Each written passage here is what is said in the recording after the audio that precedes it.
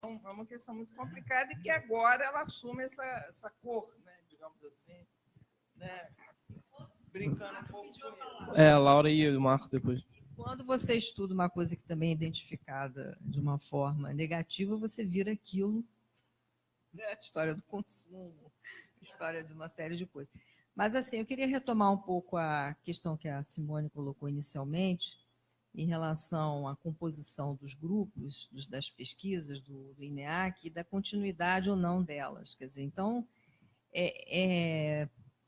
porque você, por exemplo, nesses projetos, né, conforme eu coloquei na minha apresentação, você começa muitas vezes os projetos a partir dos alunos que você tem, né? É o primeiro momento, né, um momento doméstico, né, institucional, mas ele é doméstico.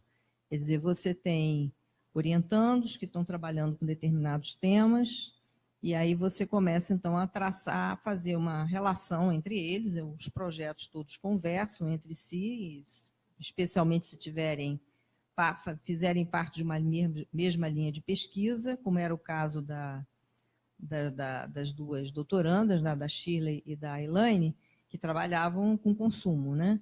E aí é interessante porque quando a coisa começa a dar certo, encaixar, a história do encaixe, né? Como foi o caso das duas, quer dizer, você tem as duas favelas e depois tem o projeto que vem de fora, que também deu certo, aí você tem um acontecimento desse, né, que nós estamos vivendo atualmente, que é o problema de você dar continuidade, digamos assim, aos desdobramentos que aqueles projetos levaram, quer dizer, talvez foi a parte até que eu deixei de falar. Por exemplo, no caso do trabalho do preventório, seria interessante hoje, até com tudo que aconteceu, né, em termos da violência, do recrudescimento da violência urbana, no caso de Niterói, por exemplo, especialmente ali naquela região, porque o preventório, esse PAC do preventório, ele foi, inclusive, já dominado em parte pelo tráfico, né, a fazer o acompanhamento desse processo, que seria, digamos assim, a culminância, né, digamos assim, desse processo de mudança, se deu certo ou se não deu. Naquele momento, a gente estava no momento inicial, né, em 2010, 2011, era quando as famílias, você, né, até esqueci de falar, a Soraya foi co-orientadora da Shirley, do projeto da Shirley. Mas então, quer dizer, né, então ela acompanhou o trabalho de campo, ela dialogou bastante, ela trabalhou, fez parte das bancas e tal. Então, quer dizer, naquele momento a gente tinha um começo de um processo, né? Você tinha um momento de ruptura, que foi a saída das pessoas, mas que não foi acompanhado pela Shirley, né? Mas o momento do começo do PAC foi o momento que começou a pesquisa. Então, a pesquisa tem essa coisa interessante de ter acompanhado a inauguração desse programa em Niterói, que é o único PAC de Niterói, mas num momento muito inicial. Quer dizer, com a continuidade, como é que se deu a continuidade, é que seria o caso de você acompanhar hoje, né? E aí você tem o problema de você recompor, trazer a pessoa para trabalhar novamente junto com você, para você poder continuar a dar, né, que seria... Não, pois é, exatamente, que é a tal questão, né? Quer dizer, então então, exatamente. Então, essas são as vicissitudes que você também estava falando sobre isso, né? O Marco pediu a palavra ali. Eu não conheço muito da questão administrativa, queria voltar mais à questão do ponto de vista e tentar vincular com a religiosidade.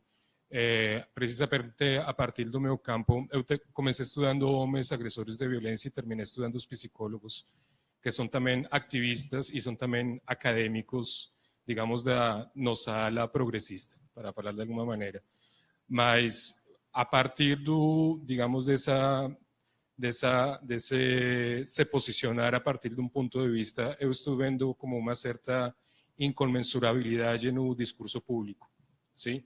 Agenciar uma identidade desde esse ponto de vista, digamos que não cria um diálogo como esse outro que, digamos, contraparte política, não sei como chamar. Eu terminei estudando coxinhas, através do juizado, e entre várias aspas coxinhas, e estou vendo precisamente como isso essa questão do ponto de vista cria muita tensão no que a gente está chamando, os antropólogos chamamos de parentesco.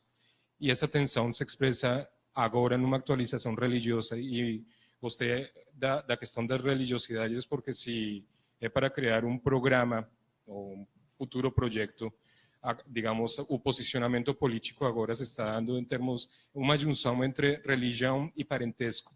Se, digamos, toda a questão da perspectiva de gênero através do juizado e, digamos, do ativismo LGBT está ferindo, entre várias aspas, digamos, crenças acerca de como se cria o vínculo de parentesco.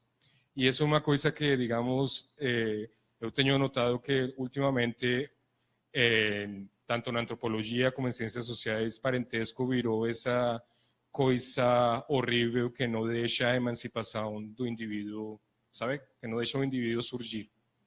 Então, se é uma crítica não só ao individualismo como objeto, ou como objeto de estudo no Brasil, em Timor, etc., mas também dos mesmos supostos individualistas de nós acadêmicos / ativistas / gestores, sabe?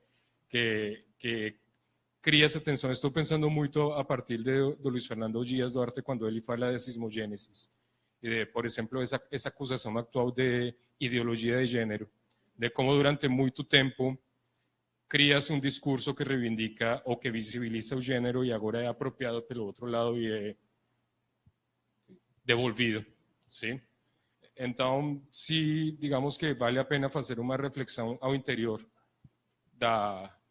dos próprios departamentos e de como se conduz a pesquisa, mas sobretudo de como se cria essa relação com esse outro que é visto muitas vezes como antagonista e que é classificado como conservador, como religioso, como, sei lá, tradicional. Nesse grande pacote tem muita coisa e que está reagindo neste momento em contra de nós, em termos específicos de gênero, por exemplo. A Ana pediu a palavra.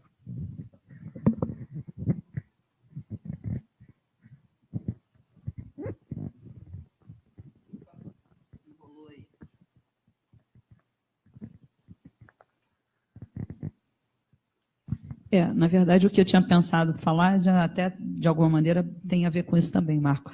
Porque eu concordo com a Simone, a questão do lugar de fala não é nenhuma novidade nesse debate, né? E, de repente, por que ela recrudesce tanto? Tem a ver com como é que as pessoas se apropriam, mas tem a ver com uma outra dimensão que a gente não pode deixar de pensar, que é uma dimensão bastante pragmática dos mercados em torno desse processo, porque no caso específico da questão étnico-racial, aqui, falando do Rio de Janeiro, né, a acusação de fraude tem um ator específico, que é quem faz essa veiculação, que tem como um dos seus financiadores e apoiadores o mesmo juiz ao que o Lenin se referiu, né, e é uma ONG. E arregimenta um monte de gente. Né? E é uma ONG com uma identidade religiosa. Então, e o argumento, toda vez que precisa de mais movimento, está faltando dinheiro na ONG, vamos entrar na mídia novamente, então vamos dizer que em tal lugar precisamos disso, precisamos daquilo. Tudo isso está no jogo. Né? E acho que como faz parte do jogo, do mesmo jeito do negócio da discussão da ideologia de gênero, né? O problema é como em que momento nós perdemos a perspectiva antropológica. É aí que eu fico um bocado assustada. Porque os outros perderem, bom, eles nunca tiveram, né?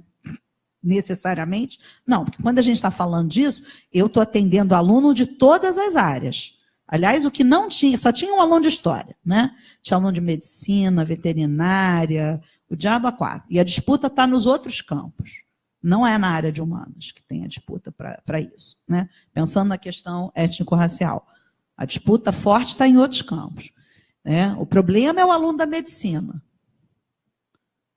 O problema é o aluno da engenharia. Então, acho que a gente tem que pensar em que momento, né, os antropólogos perdem a perspectiva antropológica. Acho que essa é a pergunta que mais me incomoda. E não o aluno da medicina realmente nunca parou para pensar nisso, da engenharia também não, nem os colegas dessas áreas pararam para pensar. Porque acho que às vezes também a gente está muito preso a determinadas coisas e não tem o distanciamento de olhar isso. Né? E no caso da ideologia de gênero, né, quando você fala da questão religiosa, é bem mais complexo. Porque, como eu tenho trabalhado, né, e eu faço parte de 10 grupos de WhatsApp, que é uma das coisas que eu mais odeio na minha vida, né, com multirreligiosos. O que sai ali é uma coisa assim que Deus duvida, né? E teve um grupo, esse foi o mais interessante, nesse dia eu não aguentei, né? A Roberta viu. E aí eu me manifestei, que era o seguinte, era uma religiosa que era crítica à ideia de ideologia de gênero. Então, ela era contra, ela achava que isso era uma coisa ruim, então ela ia fazer um evento que era para defender a ideologia de gênero. Aí eu falei, eu não estou entendendo, desculpa, peraí, que teve uma hora que eu me perdi na história. Aí ela achou que ideologia de gênero era o nome do negócio. Então o evento ia chamar ideologia de gênero porque ela achava que a Judith Butler... Assim, era uma zona a história, né? Que aí as ressignificações, né? Aí aquela história do Gertz, daí para baixo é só a tartaruga, eram tantas tartarugas que a pessoa estava defendendo um negócio, mas a intenção dela era uma outra, e era uma loucura absoluta. E é um pouco o que eu tenho visto nessa discussão das cotas raciais na discussão de gênero, a partir do lugar de fala. Então, por isso que eu estou dizendo que o que me preocupa mais é a hora que a gente esquece que a gente é antropólogo. Porque as interpretações, a gente não vai controlar o que as pessoas vão fazer com isso, né? O que a gente pode fazer é dar aquele freio de arrumação. Opa, peraí, o que você está querendo dizer com isso que eu já me perdi? E aí sim eu acho que é um problema quando os antropólogos não sabem o que eles estão fazendo nesse lugar, né? Agora que as pessoas vão falar loucuras, aí desde sempre, né? Não é nenhuma novidade. Bom, gente, a gente está com o horário já um pouco ultrapassado aí. Queria agradecer a participação de todos aqui na mesa, todas as manifestações também do público. Lembrar que a gente vai ter um coffee break agora e que depois, às 6 horas, vai ter uma mesa aqui mesmo nesse auditório chamado Atores, Campos e Tecnologias de Intervenção.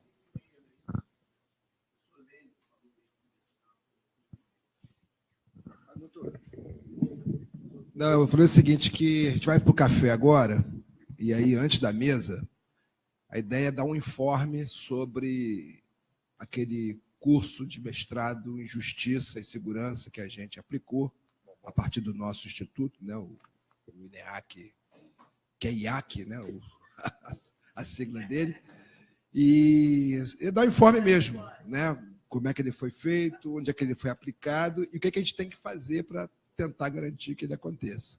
Não é isso? Ok? Então é isso.